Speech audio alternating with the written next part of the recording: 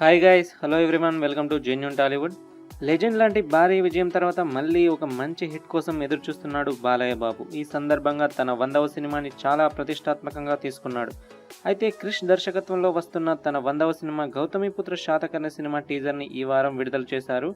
అయితే అదే రోజు గౌతమిపుత్ర శాతకర్ణి విడుదలైన కొన్ని గంటల్లోనే రామ్ చరణ్ ధృవ టీజర్ కూడా వచ్చేసింది. శ్రీను వైట్ల దర్శకత్వంలో వచ్చిన బ్రూస్లీ డిజాస్టర్ తర్వాత రామ్ చరణ్ కూడా మంచి హిట్ కోసం చూస్తున్నాడు. అయితే సురేందర్ రెడ్డి దర్శకత్వంలో వస్తున్న ఈ ధృవ మూవీ టీజర్ యూట్యూబ్లో అప్లోడ్ చేసిన 16 గంటల్లోనే 1 మిలియన్ వ్యూస్ని అందుకుంది. బాలయ్య గౌతమిపుత్ర శాతకర్ణి టీజర్ కూడా 1 మిలియన్ వ్యూస్ని అందుకుంది. కానీ దీనికి 24 గంటలు టైం పట్టింది.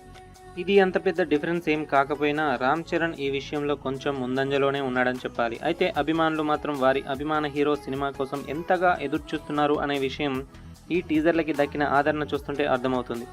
ఈ విధంగా ఈ రెండు సినిమాలు విడుదల కాకముందే రికార్డులను తిరగరాస్తున్నాయి. మన తెలుగు ఇండస్ట్రీలో ఇలాంటి పోటీ చాలా మంచి విషయం అని చెప్పుకోవాలి. రెండు టీజర్లు దేనికదే అద్భుతంగా ఉన్నాయి.